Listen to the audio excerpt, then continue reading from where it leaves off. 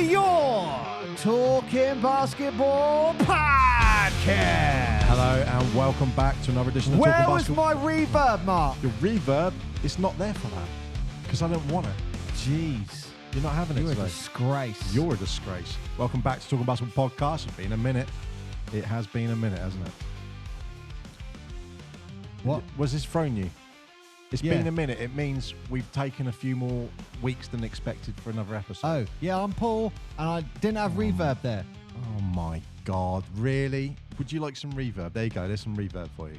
What would you like to say in reverb? Echo! That's what I needed. So, welcome back to another edition of Talking Basketball podcast. I am Mark. I am Paul, and the British basketball landscape is a little clearer. The fog is descending. As we've mentioned, the empire is been crumbling with Luke Skywalker and the boys from the SLB. Do you know what? It sounds really... You said something to me the other day. I don't know What did I say? Skywalker's got to do it. And I'm just bored of it now. I think we've been Like you said, bored of the whole thing for like It's years. 10 years or something, where there's always something going on. It's like, always a drama. It's like, why does it have to be that way? And look, people, we're two normal people. We're not content creators. But when you look at something on paper, you would say, well, look at all the drama that's unfolding. Look at all these things that are happening. You've got loads of shows and loads of things you can talk about. Not really, because no one talks. No one says anything. The communication is like zero, and you reach out to clubs and they don't really answer other than, hey, this is the default statement, and you're like, no one's got any. So there's nothing to really say. It's just one. Yeah. Ugh, here we go. well, look, let's what we've got update today? everyone, Mark. Let's update all our. I know we got international listeners who are just like, what is going on? There's still people looking for a British Basketball League. There's people who still think, well, where's the British Basketball League? It's like, no, it's still called Super League Basketball. Like that whole thing just. Yeah. And before we start with this, I think we've been a very big supporter of the SLB. Yeah. Very big supporter of the SLB. Because they were the ones who were doing process. it. But let's just make this, just to highlight this as a fact. The BBL, the former British Basketball League, I know all that administration and all that with 777, but the SLB are the BBL. Yes, they are. They just lost one team, which was, who was that? Plymouth? Yep. Plymouth Patriots with Pat Riots. That was a tragedy, that was. And then Surrey, they converted into Surrey 89ers. But generally speaking, it's the same thing, isn't it? So Surrey changed their name because of the franchise. Manchester as well. And it's the Giants. The Giants, I think, is the ones that's the shame. See, I like I loved the Giants. I loved Manchester Giants. And now it's just Manchester Basketball. And you go, it needs to be the Magic. Giants. The Giants was, the Giants was a name historically. It was in there for a long time. Yeah. So that was one of the best ones as well. I like it was that a one. great name. So that was got rolled up in the whole. But generally, with the exception of like 95, like, so that small percentage, the BBL is the SLB. Yep. Like, and you know, same venues. At first, we were like, "What's this?" We're not sure on the logos. We're sure, we maybe criticised the name because it was, but it works and it has worked. The SLB are the British Basketball League that's been around for the last 40 odd years. Yeah. That's why we've always supported them, because even though it's a new name, it's the same teams, same guys, same people in charge. It's like, come on, support them. Right. So last time we got together, we got to the point where FIBA have got involved, and they went to the BBF and said, we are putting I can't remember the wording. It was Do you think they brought Toblerones to the meeting? I hope so. Well, definitely at least some biscuits. Well, no, because if for people who don't know, the head of FIBA is in Switzerland, the old neutral country.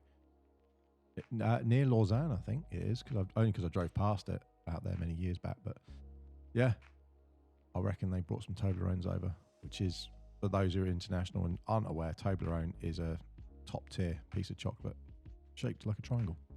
I'm trying to find the wording. What did FIBA do? They task force. That's what I'm trying to think. They created a task force. No, we need an echo for that. Task force. There we go. You got your echo.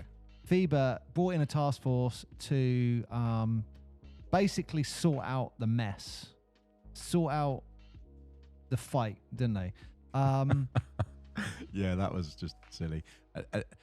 And for people wondering why FIBA are involved, it's all about the layers. So you have your local clubs, then you have your sort of national clubs, then you have the overriding body, and then they get recognised by FIBA. So FIBA is the I want to say the overall bubble, or is it regulated games and statistics? That's one of the main things, isn't it? So that a game is recognised as playing under FIBA rules. It's officiated by under FIBA constraints. That means that your scores as a player or as a coach are regulated, and that means that they stand. So in legal terms, if you're a professional player and you score a basket somewhere, it counts and it goes on your CV. If you score a basket, I like the idea that it does count, Mark. Yes. I see what you did there. Right. So in October 2025, FIBA temporarily suspended the BBF's authority to license or recognise men's domestic competitions and barred the men's national team, disgraceful, from all FIBA senior competitions, citing governance issues. So I didn't look if that actually affected a game or not. I believe it was a window where there was no actual game being played.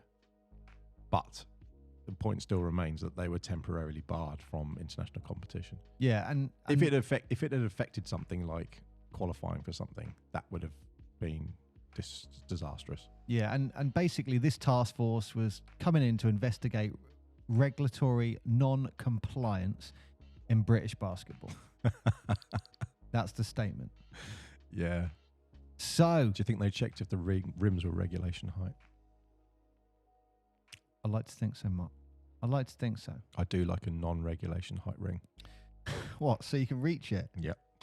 Anyway, so I'm trying to think what happened first. What happened first? Well, they brought the task force in, and then that got stumped. No. So the task force. So they suspend the BBF, and then the huge news. Yep. FIBA actually came in, and this is highlighted as a landmark decision that was a breakthrough for the sport across the UK, and it was allowing the SLB and its member clubs to accelerate their ambitions to nurture talent, enhance venues, and expand their top tier. So basically, FIBA recognised the SLB, which also then lifted the ban on the Great Britain's men's National League team as well. Yeah. And so the interesting thing for those who, I won't say haven't figured the layers out yet, is the BBF at the time was meant to be the officiating body of basketball for the whole of the United Kingdom. So that's Basketball England, Basketball Wales, Basketball Scotland. Any basketball that goes on for any of them, the national teams or any of the leagues that are below, are kind of licensed to them, and they're like the officiators effectively. FIBA has gone round that and said, we are going to put our stamp against the Super League basketball and say that is an official thing. And the men's and women's GB teams were also given them the green light, direct from FIBA, not needing the BBF's permission. So they've basically circumvented our supposed top tier. That's the big news. So they basically just cut the BBF out of it. Well, so FIBA clearly wouldn't have cut them out if they didn't recognise that the BBF are a clear issue here. It would definitely the communication or something is going on there, isn't it? But what the good news is, I think the main thing to highlight is FIBA have now lifted the suspension that was preventing the GB men's National League team from competing. Because and as a result, they're now eligible to take part in the 2027 FIBA World Cup European qualifiers. Yeah. I was about to say get into the FIBA World Cup, but yeah, we got to qualify. And as we all know, Europe is bloody difficult to qualify. Yeah, qualifying in Europe's not the same as qualifying in the Americas or Oceania or something. So yeah, that's going to be a tough one, but at least they've got a route to do it now. And you think of I wonder what is happening with the coaches like Mark Stuttel and all the people who are underneath those organisations at that time when that happened. Because they're coaching the men's and women's national league teams, but they're also coaching the national teams. So you've got one side of the coin where you're going, well, hang on, my national league team is being recognised, and the other one isn't, and now they're both out, and now they're both in. So they're thinking, great, this is good, and all of that drama has been caused by, I want to say, the dark cloud that has been the British Basketball Federation. Yeah. So a little history on the British Basketball Federation, because I didn't realise. Can I just make one point before you do that? Yeah. Which is, I don't know what, talking about the 2027 FIBA World Cup European qualifiers, I don't know what, I'm going to look this up, what the allocation is for European teams. Yeah. And the only reason I say this is because Europe is got significant basketball nations, isn't it? Oh, 100%. And the only reason I say this because there's a very well-known Italian player and now manager called, what's his name? Gattuso. Very well known. And he basically said, we've won 6 games out of 8 in our qualifiers, but we're now second, and we have to go for a play in which if we lose, we're not in the World Cup. Yeah. However, you've got some teams in Oceania or Americas over there where they will win 2 games and still qualify. Yeah. And then basically, because the World Cup football wise has expanded from like 32 to 48 teams, you would have got, like, I think in the past something like the continents have expanded the number of teams they're allowed. But what he was highlighting is, though it might be slight, Europe should get a better allocation because we've got the better number of teams. If you look at who wins the World Cup or who is in the quarterfinal, it's dominated by Europe. Yeah. If it'll be interesting, like, I mean, you look at the last World Cup, who won it? Germany. Who was in it? It's Europe and South America, isn't it? Usually, Europe and South America, because you've got the teams like Argentina, Australia Brazil, do well. Australia, yeah. So you got a couple. Canada, obviously. Yep. But generally, it's dominated by European teams now. So it's like, should they get more of an allocation for those spots? I don't know what it is. I'm just a random thought that popped in my mind based on that interview he had. I mean, it's two sides, isn't it? Because you also say it's fair. It's like, well, then it's encouraging the standard in the countries that have less competition to up their standard. Yeah. But it does mean that if you play for countries like we had Jeff Kobe on, and Jeff's playing for Haiti, for example.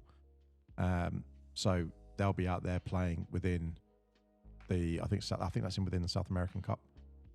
And if they get through, then they qualify into the FIBA World Cup. So Jeff would be playing for them, which is amazing.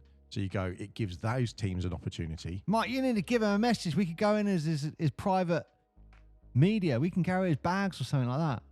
I think he's doing all right. I don't think Jeff needs us to carry the bags, but obviously we could. Well, look, we are 100% behind Mark Stuttel. He came on the show last year, it was last year, beginning of this year. Yeah, last year. But yeah, I mean, I've said this to so many people. Mark Stuttel has got an amazing basketball brain. Just sit and listen to him talk, and he's just got such an amazing basketball brain there. But yeah, go and check out his show from last year.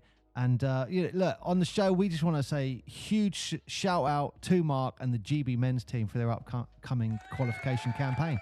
And the ladies team have had some really good results as of recently. Yeah, I think they won their last game by like 12, was it? Yeah, and what's funny is the thing that we forget in the UK, and I think we have to be, I want to say grateful for. We forget to put reverb on. When? At the start. Are you going to let that go? Oh, God. Just what your wife puts up with. So the thing is, if you go to a lot of the other countries, they play in different leagues around the world. So people aren't playing together in the UK very much. So the UK national teams, look at the ladies team. Perfect example. Lots of the ladies are playing in America or they're playing in Europe. They're not actually playing domestically in a lot of the domestic leagues. So lots of the actual players on the national teams don't play together, even in the same leagues. They all play in completely different leagues. So they're really not familiar with many, other people's game.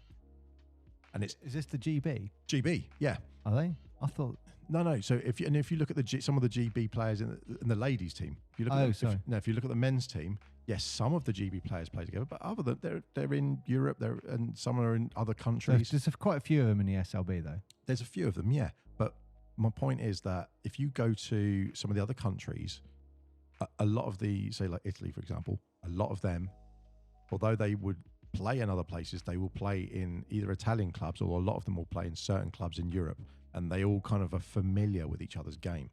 So being in GB, and because the standard of our league historically has sort of gone up and down, people have gone elsewhere to play, and that's been a challenge for our national league.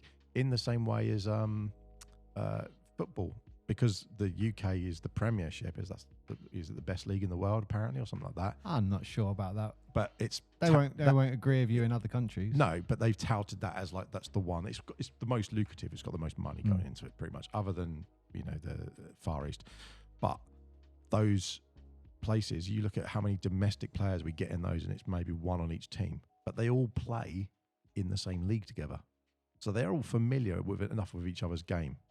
And yeah, I do think that circle, when you get into an international, that circle, that as you go up, those circles become smaller. They do, but look at America and Canada. A lot of the players will either play against each other in the NBA, or they'll be playing with each other in Europe.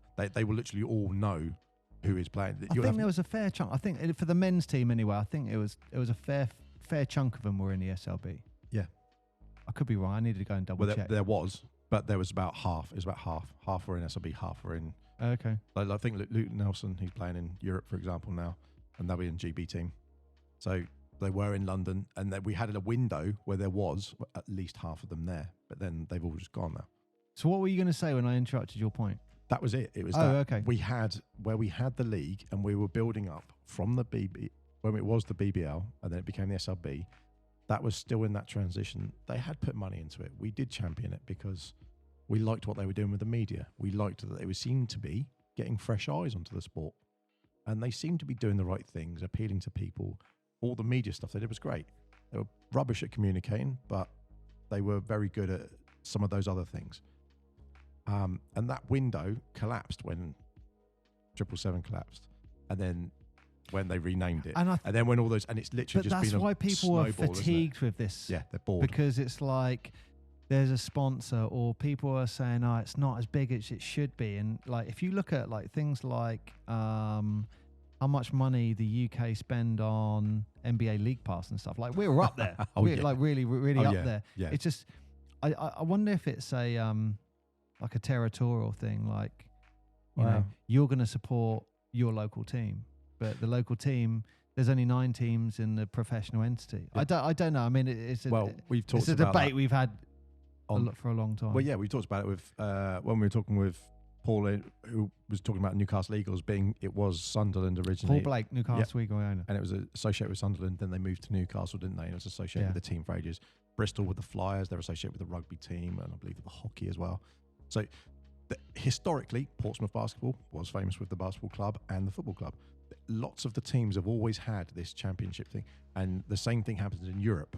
That's what happens in Europe, don't they? You have Panathinaikos, and that'd be the football team, and you'll also have Panathinaikos, the basketball club, and they are owned by the same people, and that's why when you see the crowds, they're mental because it's like a football crowd, isn't it? It's the football crowd, and the football crowd turn up and that's why the European players, when they go to the NBA games and they're like, "Oh, is this intimidating?" They're like, "Are you serious? Like, do you know where I've just come from? We've got bottle rockets and flares being thrown at us. We used to have nets going around the basketball court to prevent bottles being thrown on it, and you think someone's going, let's go Clippers is going to put me off. It's like, come on. It's nonsense. Anyway, so I still genuinely believe one of the greatest basketball events that could happen of all time would be if you take the top teams of all the champions, like take the best team in Africa, best team in America, whoever wins the NBA title, best team in Europe, best team, and have it as a club playoff.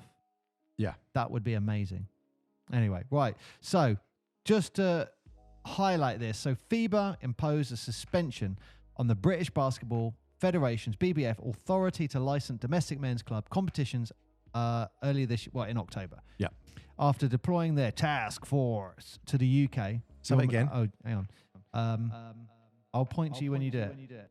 After deploying a task force to the UK and consulting with the relevant stakeholders, FIBA determined that recognizing, and this is the really important point, FIBA determined that recognizing the SLB directly represents the most effective step in safeguarding the stability and integrity of the sport of basketball.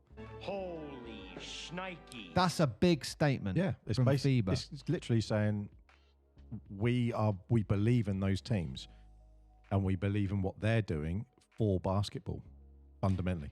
And look, I'm quoting FIBA here. FIBA commented, to ensure the stability and continuity. Oh, man, I can't get that out. To ensure Continuity?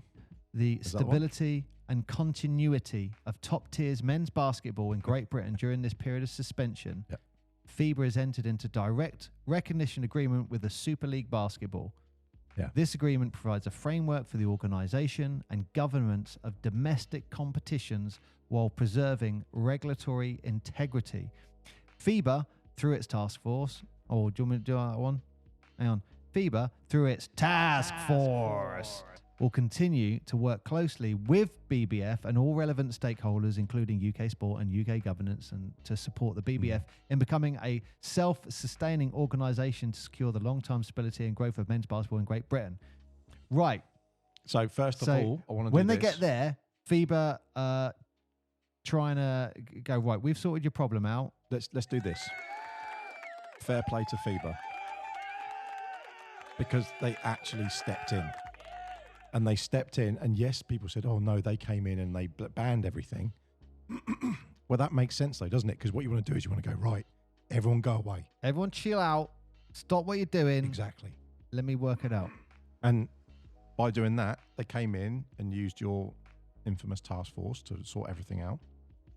And then they've come up with an answer, and then they've solved it. And they've said, we're going to recognise this, we're going to recognise that. And they don't say anything about the BBF. And you go, well, they have. They said they're going to support it in becoming self-sufficient. So that's where they got to. Yeah. So we're now on the next chapter of the journey, Mark. Do you want to say it or do you want me to say it? But you can say it. What's the next chapter? We get to the point. I'm trying to find the date. Just so you all know, we can go back and talk about the dates. But when this task force occurred, and as I say, everyone just went, right, everyone go chill. It was like breaking a sort of fight up in the in the school playground. It was like, everyone go away. Chill out. And then we'll sort this out. And they did exactly what they need to do as a governing body. So you can't say fairer than that, because they've come in and said, we're going to fix this. Now, some people would look at it and say, well, this is a basketball team in Leicester, for example. What does someone in Switzerland got anything to do with it? Well, that's the main regulatory body. Like, the basketball you're holding has FIBA approved written on it. So the reason that they're coming in is they are the top of the top.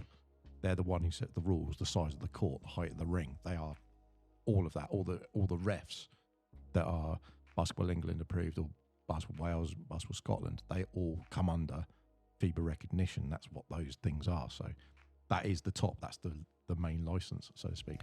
Well, so what's happened now, Mark, is the BBF are going to cease to trade. They are going into liquidation. Yep. And look, I know this is going to sound harsh, but just from one positive perspective, it's one acronym we don't need to remember anymore. Yeah, it is. It's I definitely. don't mean to sound it like that, but it's like it is. There's like 5 big acronyms. It's like, oh man, come on. Right. So do you know what for those who don't know quickly what the BBF stands for? It started in 2006, and a lot of people didn't realise it had been going that long. The whole idea of the BBF is purely We have Basketball England, we have Basketball Wales, and we have Basketball Scotland. Those are the three main bodies who look after everything in the regional aspects of the UK. And the BBF basically manages them and also the GB teams. So it was sort of like the top of the pyramid. In UK, basically, it was the blanket that came over everything. And the idea is that blanket had everyone going into that. So when funding came in, funding would go into the British Basketball Federation, and then that would go down into the places that needed to have it. The same way with, if you have a great Scottish player or a great Welsh player, they'd be playing for GB when it came to playing overseas. So that's where it all sort of tied in. And it's been going since 2006. But it is its own limited company, which is quite an interesting dynamic, because it is a limited company, not what some people might know as an LLP or a not-for-profit. And the reason that that's interesting is because the funding that comes in is from the government often. So you don't often see government funds going to private companies. So that's one interesting loop that's occurred. But the second part is that it's going into liquidation, as you've said. Now you have liquidation and you have administration here in the UK. This is for people who don't understand the UK, the laws and how it works. Administration. Can I say one thing? Go for it. If you're in America, Yeah. stop calling us the UK. Oh, really? Yeah. Every time I'm around an American, they're like, "Oh yeah, you in the UK." I'm like, I said, I live in England. Like, there's no way if you went to someone from Scotland or Northern Ireland and went, "Hey, you are from the UK," they go, "I'm from Scotland, you bastard," wouldn't they? Yeah. No, you're right.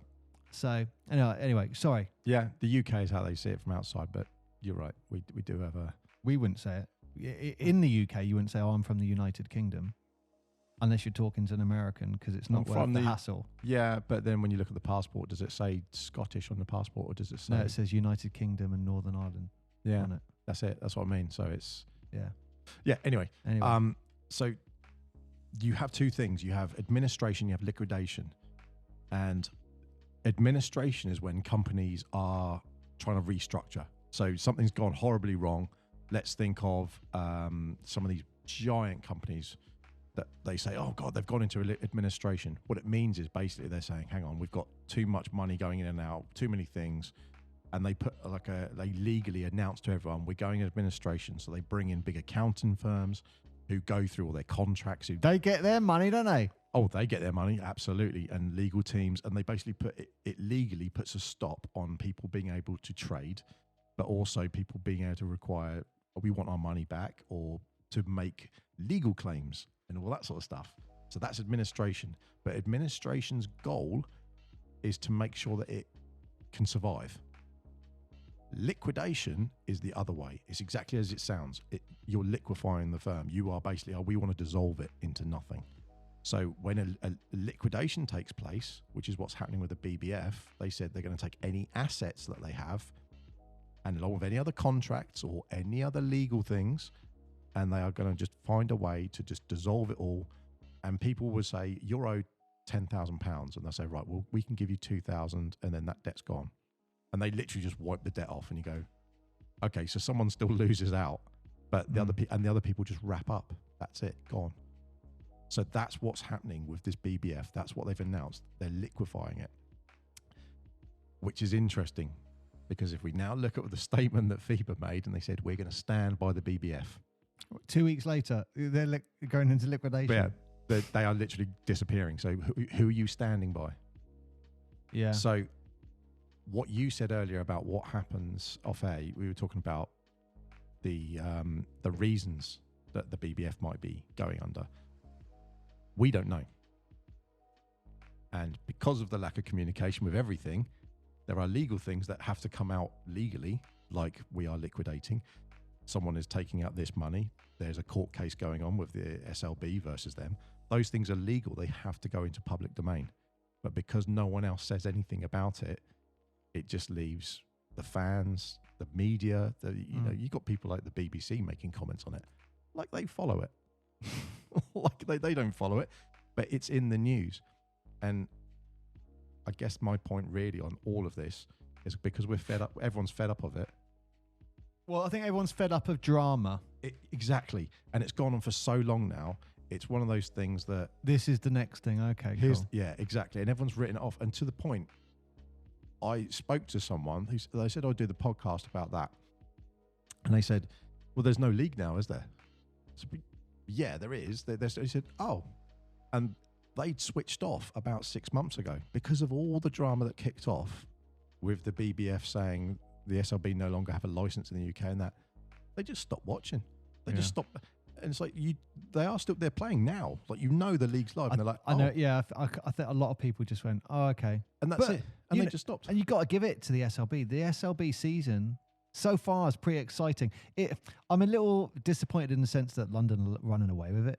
Yeah. It feels like not last season, but the year before when London got, was it 4 losses at the end of the season? I think I called it in November. London won this, after the first 4 games. Yeah. But they had a super team, didn't they? I think I said they'll lose. I think I said they're going to end up losing 3 games and they lost 4, something like that. Anyway, and one of them was like Plymouth, like some random out of nowhere. Bomber League beat them. Yeah.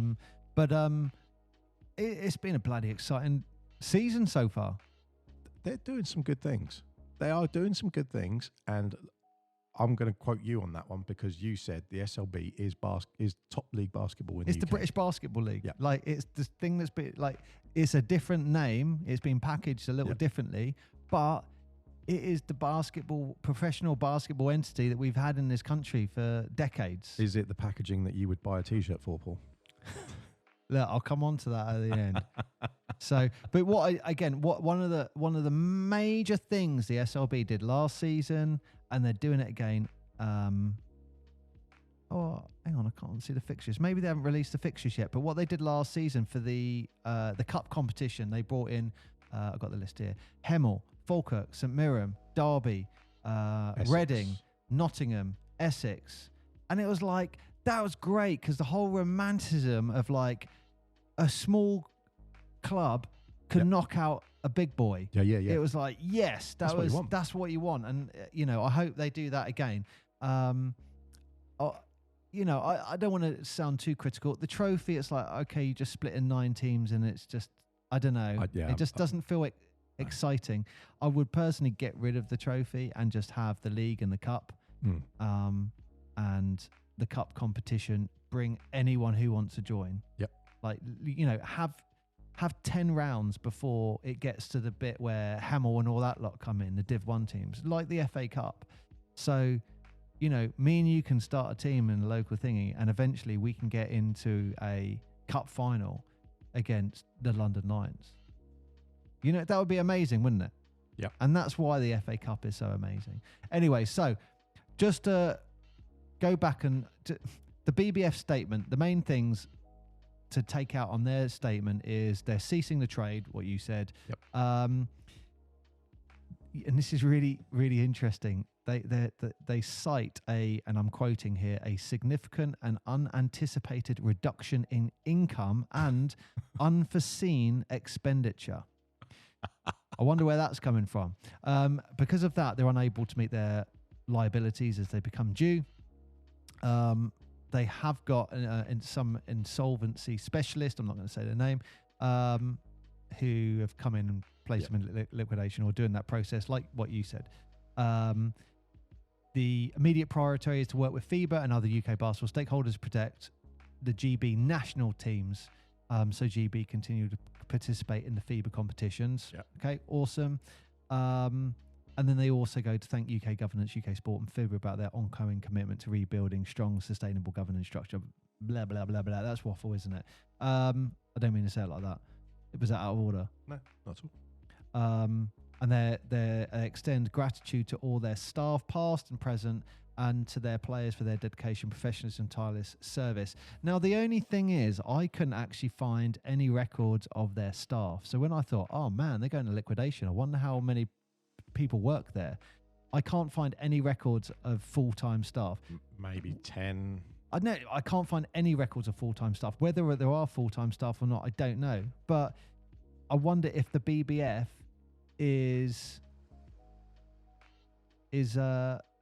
volunteers. Who knows?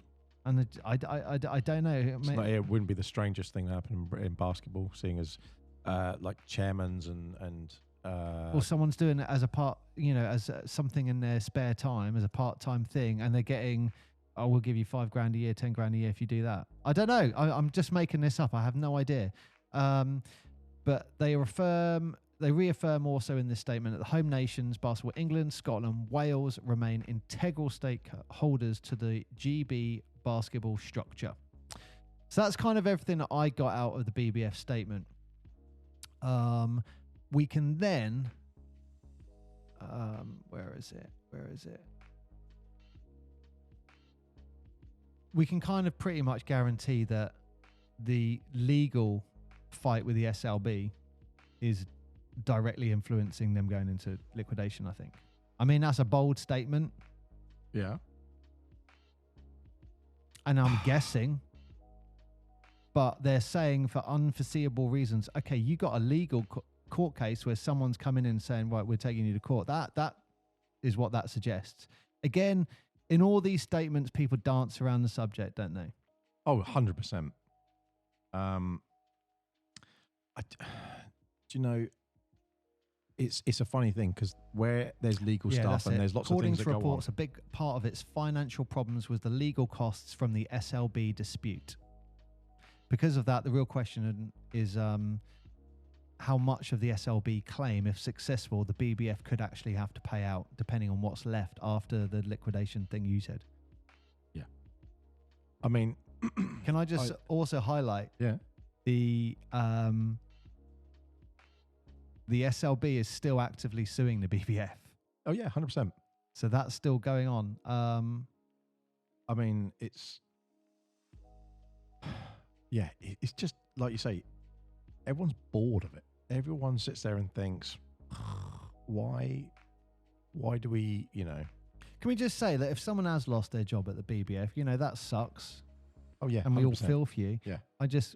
No one knows anything. So no one knows anything, and no one really understood a lot of the role that the BBF played.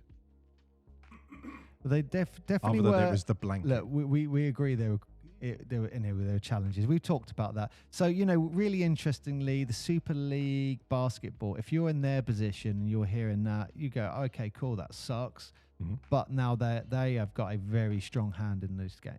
Yep. So and I think it is for the best for the sport. But look, they've made an announcement as well.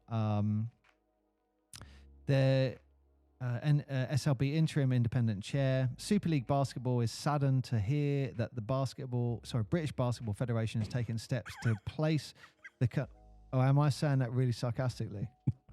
Why are you laughing? You're out of order. No, because did I read that as in they're saddened to see? Why are you laughing? Wait, as you're reading it, what I'm thinking is that when FIBA came in and said to the SLB, we recognise you and the BBF can bugger off, basically. When that happened, the SLB were like popping the cork. Yeah, we're back in business. And then when they went, the BBF are now going to go liquidated. Do you think they all really went, oh, we're so sorry. They popped another damn cork. That's what they did. They were like, maybe. See you later. Who knows?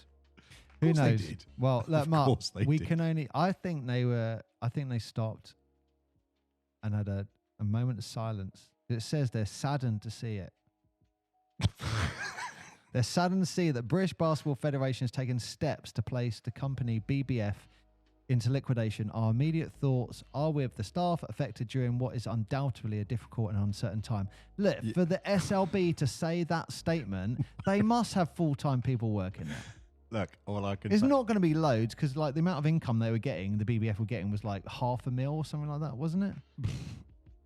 So wasn't they asking teams to pay them like 1.something million to play every season? Who was that? That was the BBF. Yeah, they were asking the teams to pay 180,000. I think it was. It came out to just under 200,000. Anyway, look. And that's why when the GBBL came into play. Well, I'm going to get onto that in a second. They guaranteed 1.5 million a year to the BBF. That's why they signed with them. So they said we'll pay you 1.5 million a year as a a license fee, basically. That was the license fee every year. So they were saying, we need the same basically from you. So it's an interesting one. This is the most important thing that the SLB said in my mind. In the meantime, we shall continue to support the sport from grassroots to elite level, including supporting the GB team in the forthcoming international fixtures. For me, that is the most important line that they've said. Then they conclude with, SLB will also continue to work constructively with FIBA, home country nations, UK governments, stakeholders, blah, blah, blah, to support the governance. Okay.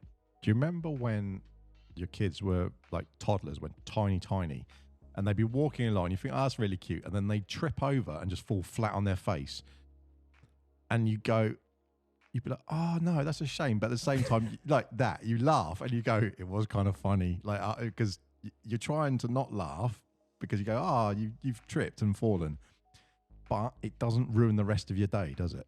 This is the same thing. The BBF have tripped and fallen flat on their face. And SLB going, oh no. The Death Star's blown up. Oh. Anyway, what are we having for lunch? Like, it's literally, but yes, we're not blanket. Anyone who's lost their job because of this, that sucks. And in this climate of the world, that rubbish. I totally get that. So we're not belittling that. But it is funny. And it's, when you step back one and you go, they're liquidating. Oh, and how long ago was it that your CEO, chairman, managing director, whatever Chris Grant was, he was the one who was leading the BBF?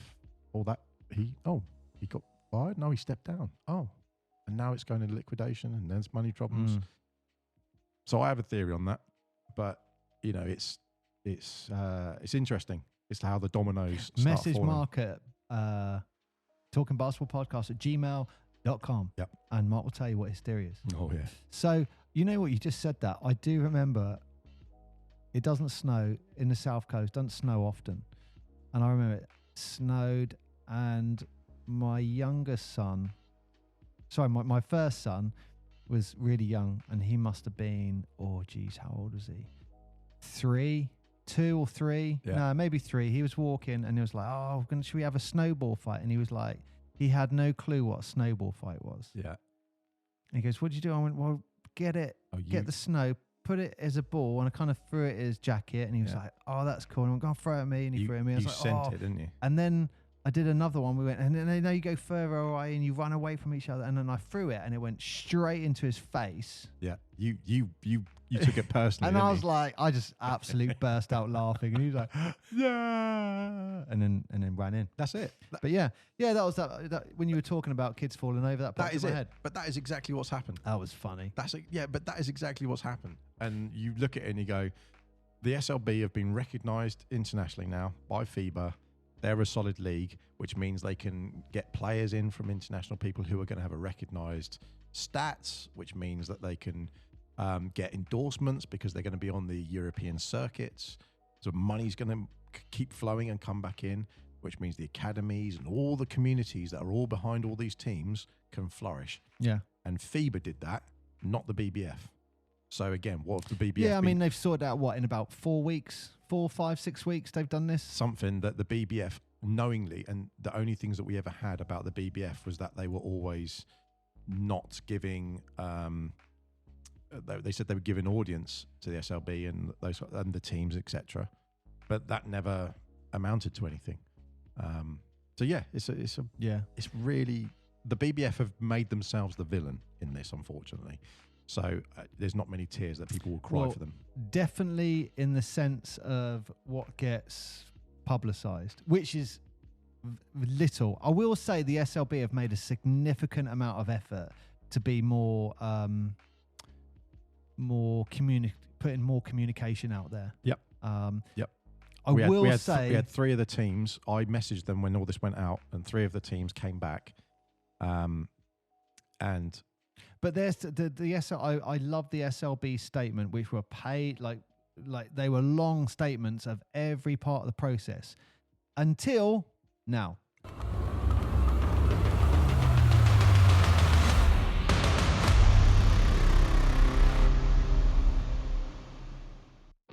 Thank you very much for listening to this episode. That is the end of this part, but do not worry, because coming soon is the second part of this episode, and it will be available soon.